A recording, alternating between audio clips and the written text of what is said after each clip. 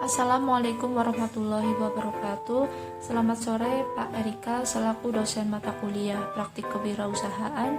Baik, di sini saya Nevi Cahya Ramawati dan rekan saya Emi Nuril Fatki izin memaparkan hasil laporan akhir praktik kewirausahaan dengan produk usaha yaitu Risol Mayo. Untuk deskripsi usahanya, jadi usaha yang kami lakukan yaitu Risol Mayo merupakan usaha yang bergerak di bidang usaha kuliner.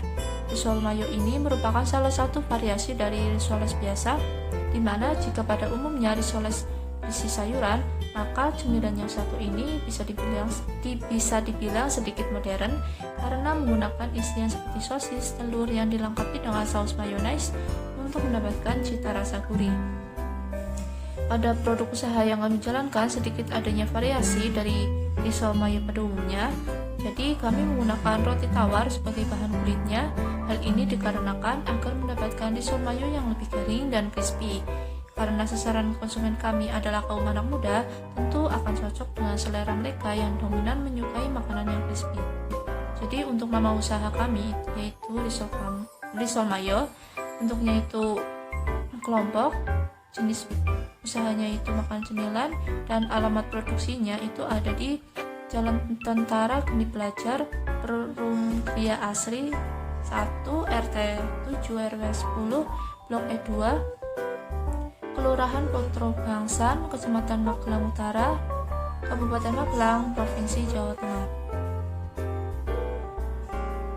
Selanjutnya ada bisnis model.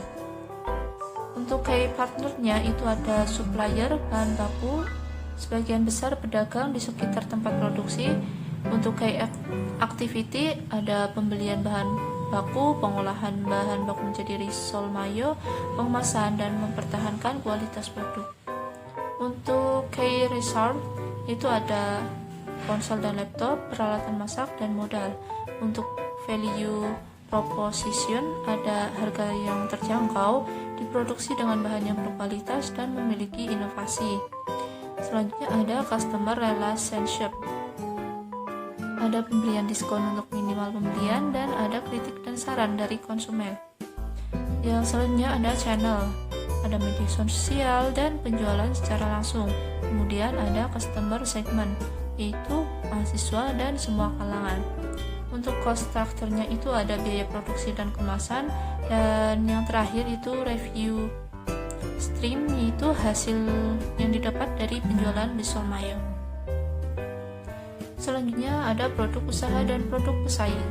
Sistem produksi dan pemasaran yang kami lakukan yaitu secara pre-order, di mana estimasi dari waktu pre-order yang kami lakukan yaitu selama 1 minggu, di mana pada hari kerja yaitu Senin sampai Jumat. Kemudian pada hari Sabtu kami siap untuk melakukan produksi dan juga pemasaran. Produksi diawali dengan pembelian bahan baku yang dibeli H-1 sebelum produksi dilakukan.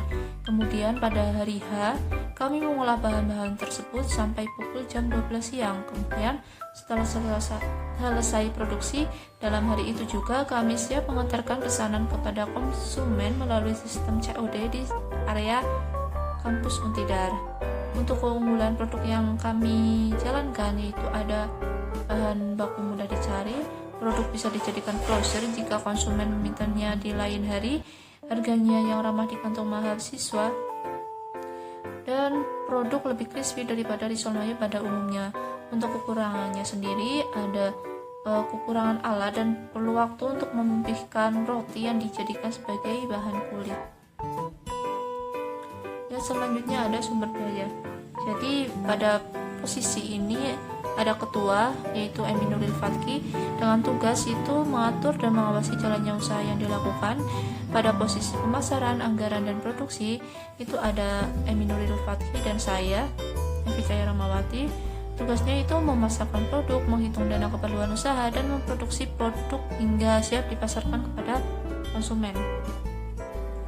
Selanjutnya ada sumber daya alat. Jadi alat yang kami gunakan itu ada wajan, talenan, pisau, sodet dan serok gorengan. Ini status kepemilikannya itu pinjaman.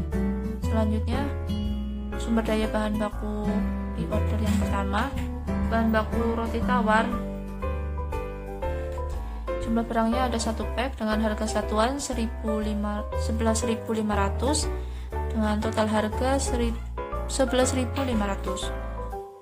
Yang kedua ada mayones dengan jumlah barang 6 bungkus, harga satuannya itu ada 1.430, sehingga jika di total ada 8.580. Selanjutnya ada minyak goreng, jumlah barangnya itu 1/4 kilo dengan harga 4.000. Kemudian tepung panir 1/3 bungkus dengan harga 1.700. Kemudian ada saus dengan harga total 7.400, telur 1/4 kilo dengan total harga 7.000, ada plastik risol 1 pack harganya 1.000, dan sosis 1 bungkus dengan harga 5.000. Jika di total mendapatkan jumlah 46.180. Kemudian untuk sumber daya bahan baku pre-order yang kedua, bahan bakunya ada roti tawar, telur, saus, sosis, dan mayones dengan total harga 36.810. Kemudian yang terakhir itu sumber daya bahan baku pre-order yang ketiga, juga memerlukan bahan baku yang sama seperti pada pre-order yang kedua dengan total 27.700. Jadi kendala yang kami alami selama melakukan usaha yaitu adanya keterbatasan alat yang digunakan dalam proses produksi serta beberapa bahan baku yang terkadang mengalami kenaikan harga. Baik, untuk slide selanjutnya akan dipaparkan oleh rekan saya. Silakan. Yang selanjutnya adalah mitra dari usaha yang kami jalankan, yaitu toko yang menjual beberapa bahan baku seperti roti, telur, sosis, saus, dan bahan-bahan lainnya yang berperan sebagai supplier bahan baku produk yang digunakan dalam produksi pembuatan risol mayo ini. Kemudian konsumen, kami telah membuka PO sebanyak 3 kali dengan total pembelian sebanyak 43 buah. Beberapa konsumen diantaranya sudah menjadi pelanggan tetap setiap PO ini dibuka. Sasaran konsumen dari produk kami adalah mahasiswa dan masyarakat sekitar yang masih dapat dijangkau untuk kami COD dengan jalan kaki. Segmentasi pasar kami untuk saat ini hanya berada di Magelang, lebih tepatnya di sekitar Universitas Tidar.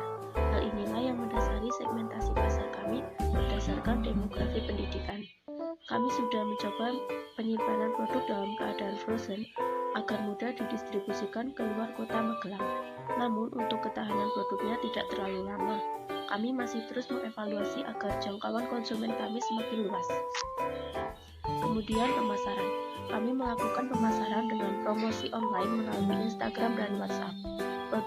Promosi ini dilakukan dengan membuat status pada kedua aplikasi tersebut yang dimana menampilkan poster dari produk kami. Biasanya kami membuat status 5-6 hari sebelum produk ready.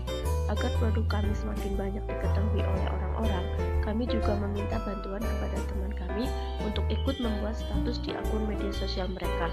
Hal ini sangat berpengaruh terhadap peningkatan jumlah konsumen kami. Promosi offline juga kami lakukan kepada teman-teman mahasiswa saat kami berada di kampus dengan menawarkan produk secara langsung.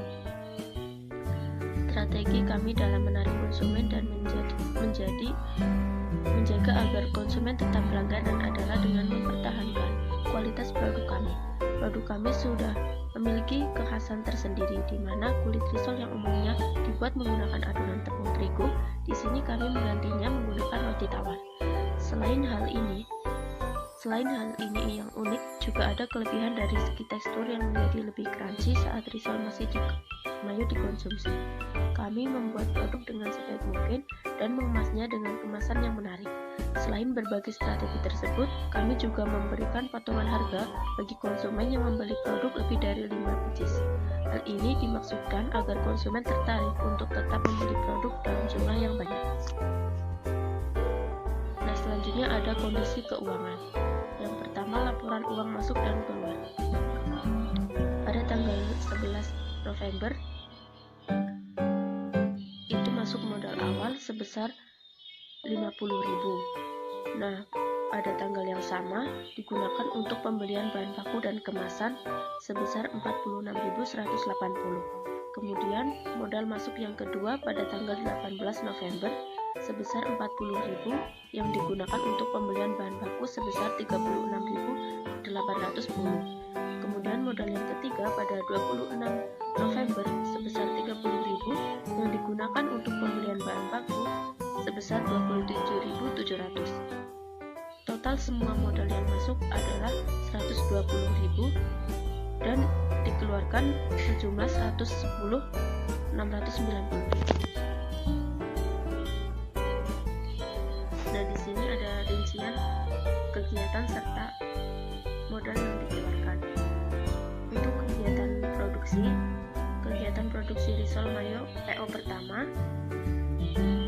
bahan-bahan yang digunakan adalah roti tawar 1 pak dengan harga 11.500, kemudian mayones 6 bungkus dengan harga 8.500, minyak goreng per 4 kilo dengan harga 4.000, tepung panis per 3 bungkus dengan harga 1.700, saus 1 pak dengan harga 7.400, telur seperempat kilo dengan harga 7.000, plastik risol 1 pak dengan harga 1.000.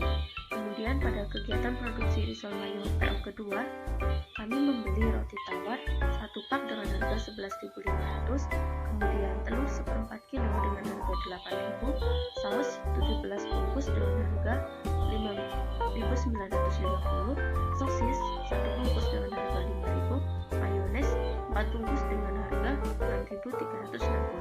Pada kegiatan PO ketiga, kami membeli roti tawar setengah pak dengan harga 5.500, kemudian telur seperempat kilo 7.000, saus 12 bungkus dengan harga 4.200, sosis 1 bungkus dengan harga 5.000, mayones 1 bungkus dengan harga 6.000. Nah, kegiatan yang selanjutnya yaitu untuk pengembangan produk. Di sini kami memberikan pengemasan produk agar melindungi produk dan lebih menarik minat pembeli. Jenis barang yang kami beli yaitu plastik risol 1 pak dengan harga 5.000.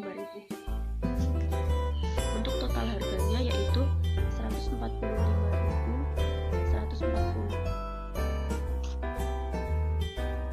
Berikut adalah perhitungan pendapatan PO pertama.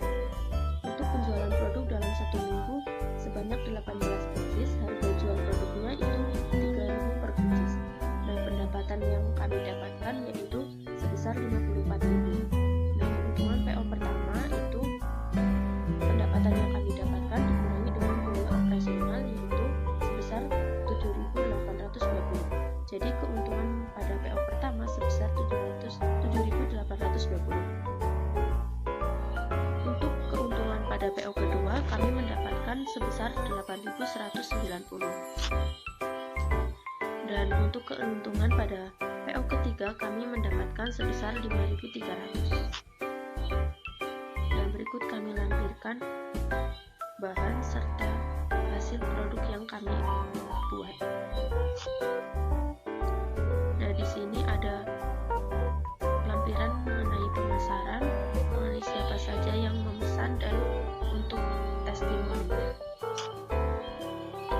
Terima kasih, sekian presentasi dari kami.